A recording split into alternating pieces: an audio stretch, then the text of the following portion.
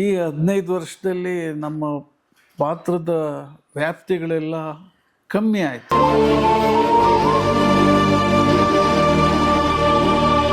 ನಾನೊಬ್ಬ ಅಂಗಡಿ ಮಾಲೀಕ. ಆ ಅಂಗಡಿಯಲ್ಲಿ ಬಾದಾಮಿ ಹಾಲು, ಗ್ರೇಪ್ ಜ್ಯೂಸು ಎಲ್ಲ ಮಾರ್ತಿದ್ದೆ. ನಾನೇ ಲೋಟ ತೊಳೆದು, ನಾನೇ ಮತ್ತೆ 3 2/3 ಹಾಲು ಅಂದವ್ರಿಗೆ ಕೊಟ್ಟು, ಮತ್ತೆ ಆ ಎಂಜಲ್ ಲೋಟ ತೊಗೊಂಡೋಗಿ ನಾನೇ ತೊಳೆದಿಡ್ತಾ ಇದ್ದೆ.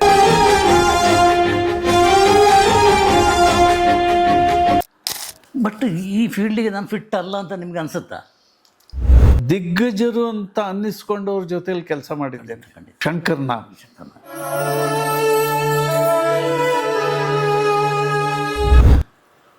50 ಥರ, ಒಂದು 4 ಥರ ಕೂತ್ಕೋಬೋದು, ಒಂದು 5 ಥರ ಕೂತ್ಕೋಬೋದು. 50 ಥರ ಕೂತ್ಕೊಳ್ಳೋದು ಅಂದರೆ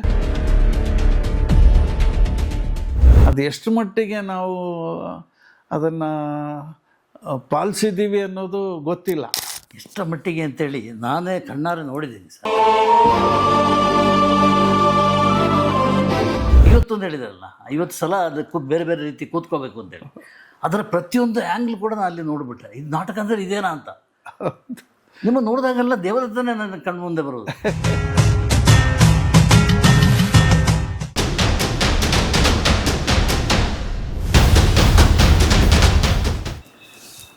ನಮಸ್ಕಾರ. Ganesh Kasaragod, beyond limit. Beyond limit, ಅದಕ್ಕೊಂದು ಲಿಮಿಟೇ ಇಲ್ಲ. ಬಿಯಾಂಡ್ ಲಿಮಿಟ್ ಆಗಿರೋದ್ರಿಂದ ಅಂಥ ವ್ಯಕ್ತಿಗಳನ್ನು, ಶಕ್ತಿಗಳನ್ನು ಹುಡ್ಕೊಂಡೇ ನಾವು ಹೋಗ್ತೀವಿ. ಇವತ್ತು ಅಂಥ ಒಬ್ಬರು ಅದ್ಭುತವಾದ ಹೃದಯವಂತ ವ್ಯಕ್ತಿ ಜೊತೆ ನಾವು ಮಾತಾಡ್ಲಿಕ್ಕೆ ಹೊರಟಿದ್ದೀವಿ. ಅವರು ಏನು ಅಂತೇಳೇ ಗೊತ್ತಿಲ್ಲ. ಆ್ಯಕ್ಚುಲಿ ನಾನು ತುಂಬ ಸಣ್ಣವನು, ನಾನು ತುಂಬ ಚಿಕ್ಕವನು, ದೊಡ್ಡವರೆಲ್ಲ ಇದ್ದಾರೆ. ಈ ಥರ ತಮ್ಮನ್ನು ತಾವೇ ಹಾಗೆ ಹೇಳ್ತಾನೆ ತುಂಬ ಎತ್ತರಕ್ಕೆ ಬೆಳೆದಂತಹ ರಮೇಶ್ ಭಟ್ ಅವರು ನಮ್ಮ ಜೊತೆ ಕೂತ್ಕೊಂಡಿದ್ದಾರೆ ಮಾತಾಡಲಿಕ್ಕೆ. ಅಪರೂಪದಲ್ಲಿ ಎಲ್ಲೂ ಏನು ಮಾತಾಡಲಿಕ್ಕೆ ಹೊರಡಲ್ಲ ಅವರು. ಯಾವ ಚಾನಲ್ಗೂ ಕೈಗೆ ಸಿಗಲ್ಲ. ಶೂಟಿಂಗ್ ಆದ ಕೂಡ ಸೀದಾ ಎದ್ದು ಹೊರಟುಬಿಡ್ತಾರೆ. ರಮೇಶ್ ಭಟ್ ಎಲ್ಲಿ ಮಾಯಾ ಅಂತ ರಮೇಶ್ ಭಟ್ ಅವರು ನನ್ನ ಎದುರು ಕೂತ್ಕೊಂಡಿದ್ದಾರೆ. ಸರ್, ನಿಮಗೆ ಸ್ವಾಗತ ಸರ್. ಸರ್ ನಮಸ್ಕಾರ. ವೆಲ್ಕಮ್. ನಮಸ್ಕಾರ ಸರ್. ಎಸ್ ಸರ್, ಏನು ಅಂತ ಹೇಳಿದ್ದೀರಿ ಸರ್ ನೀವು. ನನಗೆ ಒಂದು ಇನ್ಫಿಯಾರಿಟಿ ಕಾಂಪ್ಲೆಕ್ಸ್ ಇದೆ ಅಂತೇಳಿ ಬೇರೆ ಹೇಳ್ಕೊಂಡಿದ್ದಾರೆ. ಏನು ಸರ್ ಅದು? ನನಗೆ ಅರ್ಥನೇ ಆಗಿಲ್ಲ. ನಿಮ್ಗೆ ಗೊತ್ತಿಲ್ಲ, ನಿಮ್ಮ ಹೈಟು ಗೊತ್ತಿಲ್ಲ, ನಿಮ್ಮ ಎತ್ತರ ಗೊತ್ತಿಲ್ಲ, ಆಳಾಗಲ್ಲ ಗೊತ್ತಿಲ್ಲ. ಅಲ್ಲ, ನಮಗೆ ಗೊತ್ತಾಗಬಾರ್ದು ಸರ್. ಯಾವತ್ತೂ ಗೊತ್ತಾದಾಗ ಅದನ್ನು ತಿದ್ಕೊಳ್ಳೋ ಪ್ರಯತ್ನ ಮಾಡ್ತೀವಿ. ನಾವು ಬೇರೆಯವ್ರ ಥರ ಇರಬೇಕು ಅಂತ ಇನ್ಫ್ಲೂಯೆನ್ಸ್ ಆಗಿಬಿಡ್ತೀವಿ. ನಾವು ಇದ್ದಂಗೆ ಇದ್ದರೆ ಚಂದ ಅಂತ ನನಗನ್ಸುತ್ತೆ. ಹಾಗಾಗಿ ನನಗೆ ಯಾವುದು ಅಟ್ರಾಕ್ಟ್ ಆಗಿಲ್ಲ, ಅಥವಾ ಅಪೇಕ್ಷೆ ಇಲ್ಲ, ನಿರೀಕ್ಷೆಯೂ ಇಲ್ಲ. ಸೊ ಹಂಗಿದ್ದಾಗ ನಾನು ಹೇಗಿದ್ದೀನೋ, ನಾನೇನೋ ಅದೇ ಆಗಿರಬೇಕು ಅಂತ, ಕೊನೆವರೆಗೂ ಹಾಗೇ ಇರಬೇಕು ಅಂತ ಅಷ್ಟೇ ನನ್ನ ಉದ್ದೇಶ, ಬೇರೆ ಏನೂ ಇಲ್ಲ. ಬಟ್ ಈ ಫೀಲ್ಡಿಗೆ ನಾನು ಫಿಟ್ ಅಲ್ಲ ಅಂತ ನಿಮ್ಗೆ ಅನ್ಸುತ್ತಾ? ತುಂಬ ಸಾರಿ ಅನಿಸಿದೆ. ಏನು ಸರ್? ಇಲ್ಲ, ನನಗೆ ತುಂಬ ಸಾರಿ ಅನಿಸಿದೆ. ಯಾರೋ ಒಂದು ಪಾತ್ರ ಫಿಕ್ಸ್ ಮಾಡಿರ್ತಾರೆ, ಈ ಪಾತ್ರ ನನ್ನ ಕೈಲಿ ಮಾಡೋಕ್ಕಾಗುತ್ತಾ ಅನ್ನೋ ಅನುಮಾನದಲ್ಲೇ ನಾನು ಹೋಗಿರ್ತೀನಿ. ಅಲ್ಲಿ ಏನೋ ಒಂದು ರಂಗಭೂಮಿ ಕಲ್ತಿದ್ದು, ಬೇರೆಯವರು ಕಲಿಸಿದ್ದು. ಯಾಕೆಂದರೆ ನಾನು ರಂಗಭೂಮಿಯಲ್ಲಿ ದಿಗ್ಗಜರು ಅಂತ ಅನ್ನಿಸ್ಕೊಂಡವ್ರ ಜೊತೆಲಿ ಕೆಲಸ ಮಾಡಿದ್ದೇನೆ. ಬಿ ವಿ ಕಾರಂತರು, ಬಿ ಜಯಶ್ರೀ, ಸಿ ಆರ್ ಸಿಂಹ, ಎನ್ ಎಸ್ ವೆಂಕಟರಾವ್, ಪ್ರಸನ್ನ, ದಾನಿ, ಶಂಕರ್ನಾಗ್. ಸೊ ಇಂಥವ್ರ ಜೊತೆಲೆಲ್ಲ ಭಾಳಷ್ಟು ನೋಡಿದ್ದೇನೆ. ಅಂದರೆ ಅವರು ಒಂದು ಪಾತ್ರದ ವಿಶ್ಲೇಷಣೆ ಹೇಗೆ ಮಾಡ್ತಾರೆ, ಮಾತಾಡುವ ಶೈಲಿ ಹೇಗಿದೆ, ಯಾವ ಪಾತ್ರಕ್ಕೆ ಯಾವ ರೀತಿ. ನಾವು ಹೈವದನ ಒಂದು ನಾಟಕ ಮಾಡಿದಾಗ ಕಾರಂತರವರು 30 ದಿವಸ ರಿಹರ್ಸಲ್ ಮಾಡಿಸಿದ್ರು. ಸುಮಾರು ಒಂದು 50 ಥರ ಕೂತ್ಕೊಳ್ಳೋದನ್ನು ತೋರಿಸಿದ್ದಾರೆ. ಓಕೆ. ಹಾಂ. 50 ಥರ. ಒಂದು 4 ಥರ ಕೂತ್ಕೋಬೋದು, ಒಂದು 5 ಥರ ಕೂತ್ಕೋಬೋದು. 50 ಥರ ಕೂತ್ಕೊಳ್ಳೋದು ಅಂದರೆ ಅಷ್ಟು ಇದೆ, ಅಷ್ಟು ಆಳವಾದ್ದಿದು. ಸೊ ಅದನ್ನು ನಾವು ಏನು ಕಲ್ತಿದ್ದೀವೋ ಅದನ್ನು ನೆನಪು ಮಾಡಿಕೊಂಡು ಅಲ್ಲಿಗೆ ಅಡಾಪ್ಟ್ ಮಾಡೋಕ್ಕೆ ಟ್ರೈ ಮಾಡೋದಷ್ಟೇ. ಅದು ಎಷ್ಟು ಮಟ್ಟಿಗೆ ನಾವು ಅದನ್ನು ಪಾಲಿಸಿದ್ದೀವಿ ಅನ್ನೋದು ಗೊತ್ತಿಲ್ಲ. ಎಷ್ಟರ ಮಟ್ಟಿಗೆ ಅಂತೇಳಿ ನಾನೇ ಕಣ್ಣಾರೆ ನೋಡಿದ್ದೀನಿ ಸರ್. ಹಯವರ್ಧನ್ ಟೀಮ್ ಕಾಸರಗೋಡಿಗೆ ಬಂದಾಗ ಲಲಿತ ಕಲಾ ಸದನದಲ್ಲಿ ಅದು ನಾಟಕ ಆಡಿದ್ವಿ. ನೀವು ದೇವದತ್ತ, ಕಪಿಲ, ಸುಂದರರಾಜ್, ಆಮೇಲೆ ವೈಶಾಲಿ ಅವರು, ಹೌದು, ಪದ್ಮಿನಿ. ಆ 3 ಕ್ಯಾರೆಕ್ಟರು ಅಲ್ಲೊಂದು ಮದುವೆ ಆಗೋದು ನಡೆಯೋದು, ಅದು ನಡೀತಾ ಇದ್ದು ಆ ಫಾಸ್ಟ್ನೆಸ್. ನೀವು 51 ಹೇಳಿದ್ರಲ್ಲ, 50 ಸಲ ಅದು ಬೇರೆ ಬೇರೆ ರೀತಿ ಕೂತ್ಕೋಬೇಕು ಅಂತೇಳಿ, ಅದರ ಪ್ರತಿಯೊಂದು ಆ್ಯಂಗ್ಲ್ ಕೂಡ ನಾನು ಅಲ್ಲಿ ನೋಡಿಬಿಟ್ಟೆ. ಇದು ನಾಟಕ ಅಂದರೆ ಇದೇನಾ ಅಂತ. ನಿಮ್ಮ ನೋಡಿದಾಗೆಲ್ಲ ದೇವದತ್ತನೇ ನನ್ನ ಕಣ್ಮುಂದೆ ಬರೋದು. ನಿಜ. ಯಾಕೆಂದರೆ ಅವರು ಮರಾಠಿಯಲ್ಲೂ ಈ ನಾಟಕ ಮಾಡಿಸಿದ್ರು, ಹಿಂದಿಯಲ್ಲೂ ಮಾಡಿಸಿದ್ದಾರೆ, ಗುಜರಾತಲ್ಲೂ ಮಾಡಿಸಿದ್ದಾರೆ. ಕಾರಂತರ ನಿರ್ದೇಶನ ಮಾಡಿರೋದು, ಗಿರೀಶ್ ಅವರ ಸ್ಕ್ರಿಪ್ಟು. ಹಾಗಾಗಿ ಅಲ್ಲಿ ನಟರೆಲ್ಲ ಏನು ಇಂಪ್ರೂವೈಸ್ ಮಾಡಿದಾರೋ ಗೊತ್ತಿಲ್ಲ. ಆದರೆ ನಮ್ಮ ಹತ್ರ ಆ ಪಾತ್ರನ ಮಾಡಿಸಿದ್ರು.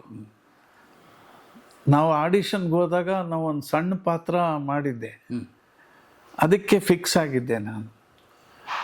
ಅದಾದಮೇಲೆ 4 ದಿವಸ ರಿಹರ್ಸಲ್ ಆದಮೇಲೆ ಬೇಡ ನೀನು ದೇವದತ್ತನೇ ಮಾಡು ಅಂತ ಅಂದರು. ಓಕೆ. ಅಂದರೆ ಒಂದು ನಮ್ಮ ಫೀಚರ್ಸು ಪಾತ್ರಕ್ಕೆ ಸೆಟ್ ಆಯಿತು ಏನೋ ಗೊತ್ತಿಲ್ಲ.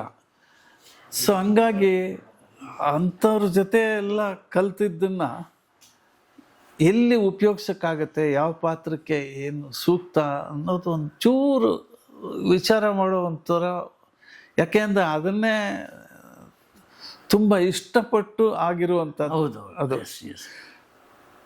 ಅದೊಂದು ನಿಶಾ. ಅದು ನಿಶಾನೆ, ಅಭಿನಯ ಒಂದು ನಿಶಾ. ಯಾಕೆ ಅಂತಂದರೆ ನಾವು ಅಲ್ಲದನ್ನು ನಾವಾಗಿ ಬಿಹೇವ್ ಮಾಡೋದಿದೆಯಲ್ಲ, ಅದೊಂದು ನಿಶಾ. ಅಮಲು ಅದು. ಆ ಅಮಲು ತಲೆಗೆ ಸೇರಿಕೊಂಡಿದ್ದರಿಂದ ನುಗ್ಗಿದ್ವಿ ಅಷ್ಟೇ. ಅದಕ್ಕೆ ಒಂದಷ್ಟು ಅವಕಾಶಗಳು ಸಿಕ್ತು. ಆಯಿತು, 51 ವರ್ಷ ಕಳೆದಾಯ್ತಲ್ಲ ಸಿನಿಮಾಗಳಲ್ಲಿ. ಸುಮಾರು ಸಿನಿಮಾ ಮಾಡಾಯಿತು. ತುಂಬ ಅಂದರೆ ಒಂದು 600-700 ಸಿನಿಮಾ ಆಯಿತು. ಈ 15 ವರ್ಷದಲ್ಲಿ ನಮ್ಮ ಪಾತ್ರದ ವ್ಯಾಪ್ತಿಗಳೆಲ್ಲ ಕಮ್ಮಿ ಆಯಿತು. ಸ್ಟೋರಿ ಲೈನ್ ಚೇಂಜ್ ಆಯಿತು, ಹೊಸ ನಿರ್ದೇಶಕರು ಬಂದರು, ಕಲಾವಿದರು ದಂಡೇ ಬಂದುಬಿಡ್ತು. ಮುಂಚೆ ಸಿನಿಮಾ ಅಂತಂದರೆ ಫಿಲ್ಮ್ ಫಾರ್ಮೇಟಲ್ಲಿತ್ತು, ಅದು ಎಕ್ಸ್ಪೆನ್ಸಿವ್. ಕಲರ್ ಫಿಲಮ್ ಅಂತೂ ಕಾಸ್ಟ್ಲಿ. ಹೌದು. ಒಂದು 400 ಅಡಿ ಫಿಲಮ್ಮು ಉದ್ದಕ್ಕೆ 13,000 18,000ದವರೆಗೆ ಇತ್ತು. ಅಂದರೆ 1 ನಿಮಿಷ ಶೂಟ್ ಮಾಡಿದ್ರೆ ಓಕೆ ಶಾಟು ಆದರೆ 100 ಅಡಿ ಖರ್ಚಾಗೋದು. ಅದು 2 ಟೇಕ್ 3 ಟೇಕ್ ಮಾಡಿದ್ರೆ 300 ಅಡಿ ಹೊರಟೋಯ್ತು. ಸೊ ಹಾಗಾಗಿ ಗೊತ್ತಿದ್ದವ್ರನ್ನೇ ಆರಿಸ್ತಾಯಿದ್ರು. ಈ ಡಿಜಿಟಲ್ ಬಂದಮೇಲೆ ಅದೇನು ಎರೇಜ್ ಮಾಡಿ ಮತ್ತೆ ಶೂಟ್ ಮಾಡ್ಬೋದಲ್ಲ. ಹಾಗಾಗಿ ತುಂಬ ಜನ ಕಲಾವಿದರು ಬಂದರು. ತುಂಬ ರೀತಿಯಲ್ಲಿ ತೋರಿಸೋ ಒಂದು ಅಭ್ಯಾಸ ಆಯಿತು. ಸೊ ಹೀಗೆಲ್ಲ ಆಗಿ ಕಲಾವಿದರು ಜಾಸ್ತಿ. ಒಂದು ಪಾತ್ರಕ್ಕೆ ನಿಮಗೆ 10 ಆಲ್ಟರ್ನೇಟ್ ಸಿಗ್ಬೋದು, 15 ಆಲ್ಟರ್ನೇಟ್ ಸಿಗ್ಬೋದು. ನಾವು ಬಂದಾಗ ಕೊರತೆ ಇತ್ತು. ಕೊರತೆ ಅಂದರೆ ಇದ್ದವ್ರನ್ನೇ ಆರಿಸ್ತಾ ಇದ್ವಿ. ಈಗ ಒಂದು ಸಿನಿಮಾದಲ್ಲಿ ಒಂದು ಸಕ್ಸಸ್ಫುಲ್ ಟೀಮ್ ಅಂತ ಆದರೆ ಆ ಹೀರೋಗೆ ಇನ್ನೊಂದು ಸಿನಿಮಾ ಬಂದರೆ ಆ ಟೀಮ್ ಅಷ್ಟು ಇರೋದು. ಹಾಗೆ ಬೆಳ್ಕೊಂಬಂದಿದ್ದು ನಾವು. ಇದು ಯಾವಾಗ ಈ ಸ್ಟೋರಿ ಲೈನ್ ಚೇಂಜ್ ಆಯಿತು, ಹೊಸ ನಿರ್ದೇಶಕರು ಬಂದು ಹೊಸ ಕಲಾವಿದರು ಬಂದರು ಅಂದಾಗ ಒಂಥರ ಸ್ಟೇಲ್ ಆದಾಗ ಫ್ರೆಶ್ ಫೇಸ್ ಇದ್ದರೆ ಚೆನ್ನಾಗಿರುತ್ತೆ ಅಂತ. ಇನ್ನು ಕೆಲವು ಡೈರೆಕ್ಟ್ರು ನಾನು ಆಕ್ಟ್ರಸ್ ಹತ್ರ ಪರ್ಫಾರ್ಮ್ ಮಾಡಿದ್ರೆ ಭಾಳ ಫ್ರೆಶ್ ಆಗಿರುತ್ತೆ, ಸಹಜವಾಗಿರುತ್ತೆ ಅಂತ ಹೇಳಿ ಆ ಒಂದು ಪ್ರಯೋಗನೂ ತುಂಬ ನಡೀತಾ ಇದೆ, ನಡೆದಿದ್ದು ಸಕ್ಸಸ್ಸು ಆಗಿದೆ. ಸೊ ಹಂಗೆಲ್ಲ ಒಂದಷ್ಟು ಬದಲಾವಣೆಗೆ ಆಗ್ತಾನೇ ಇದೆ. ಸರ್, ಈ ಒಂದು 40-45 ವರ್ಷದ ಹಿಂದೆ ನಾನು ಬೆಂಗಳೂರಿಗೆ ಕಾಲಿಟ್ಟಾಗ ಈ ಸ್ಟಾರ್ ಕ್ರೇಜ್ ಇತ್ತು. ಎಲ್ಲ ನೋಡಬೇಕು, ಅವರಿವ್ರದ್ದು ಭೇಟಿ ಆಗಬೇಕು. ಕಾಶಿನಾಥ್ ಇಲ್ಲೇ ಇದ್ದಾರಂತೆ. ಆಮೇಲೆ ರಮೇಶ್ ಭಟ್ ಅವರು ಅಲ್ಲಿ ಬಸವನಗುಡಿಯಲ್ಲಿ ಒಂದು ಕ್ಯಾಂಟೀನ ಅಂಗಡಿನ ಬೇಕರಿನ ಇಟ್ಟಿದ್ದಾರಂತೆ, ಹೋಗಿ ನೋಡಬೇಕು ಅಂತೇಳಿ ನಾನು ಹುಡ್ಕೊಂಡು ಬಂದಿದ್ದೆ ಸರ್ ನೋಡಲಿಕ್ಕೆ. ಅದೇನು ಸರ್ ಅಂಗಡಿ ವಿಷಯ? ನಾನು ಅಲ್ಲೇ ಇದ್ದೆ ಸರ್. ಹಾಂ, ನನ್ನ ಜೀವನಕ್ಕೆ ಅದೇ ದಾರಿ ಆಗಿತ್ತು. ಆರಂಭ ಅಲ್ಲ, ಆರಂಭಕ್ಕೆ ಏನೇನೋ ಆಯಿತು, ಏನೇನೋ ಮಾಡಿದ್ವಿ. ದೊಡ್ಡ ಕುಟುಂಬ, 9 ಜನ ಮಕ್ಕಳು, ತಂದೆ ಕಲ್ತವ್ರಲ್ಲ. ತಂದೆ ಗೊತ್ತಿದ್ದು ದಕ್ಷಿಣ ಕನ್ನಡ ಜಿಲ್ಲೆಯವ್ರಿಗೆ ಚಿರಪರಿಚಿತವಾದ್ದು 2, ಒಂದು ಗಂಟೆ, ಇನ್ನೊಂದು ಸೌಟ್.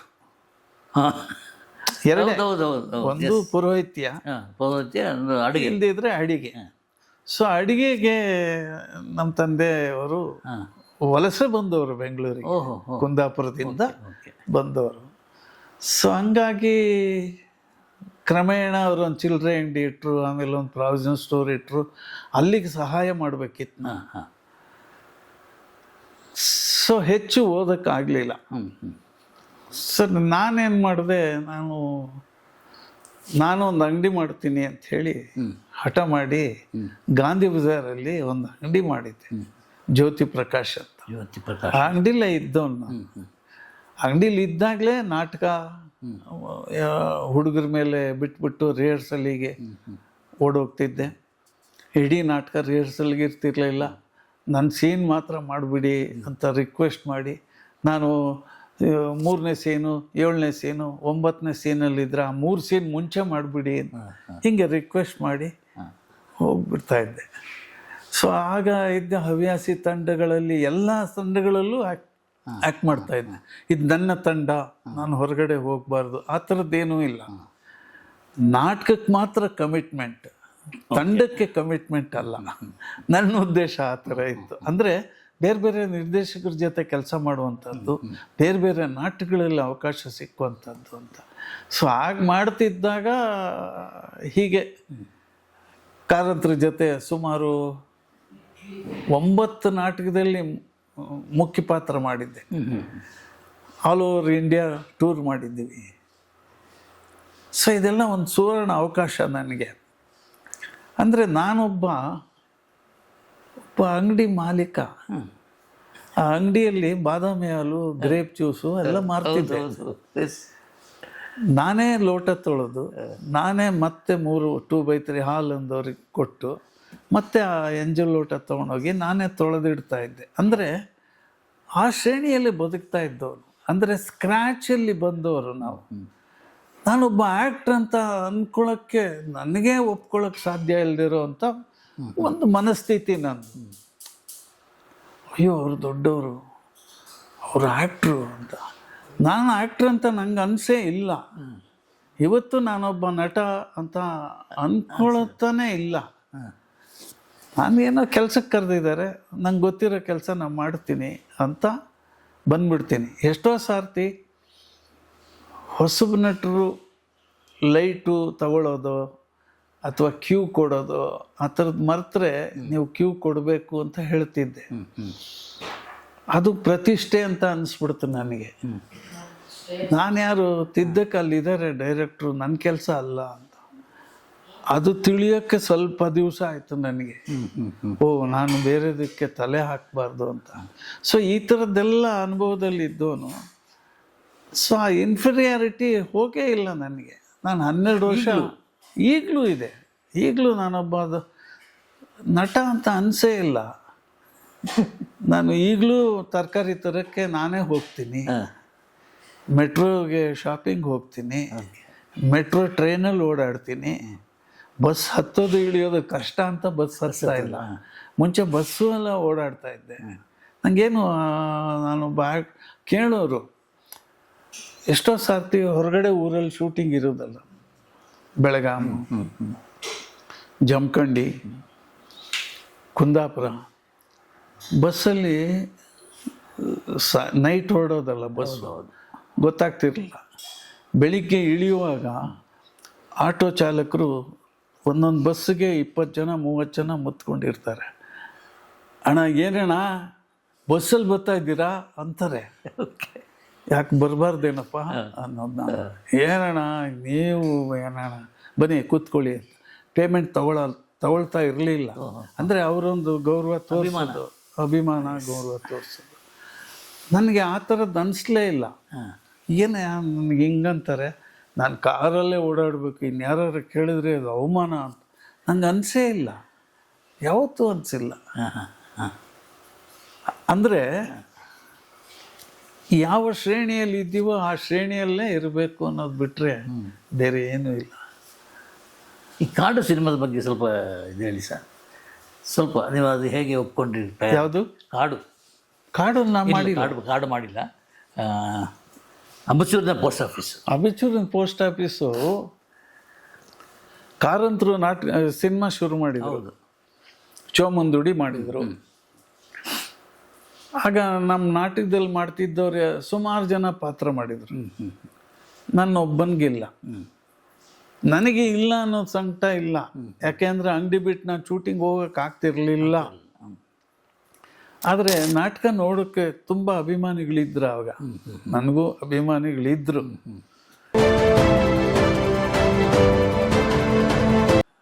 ಕಾರಂತರು ನಿಮ್ಮನ್ನೇ ಕರೆದಿಲ್ಲ, ನಿಮ್ಮ ಹೆಸರೇ ಇಲ್ಲ.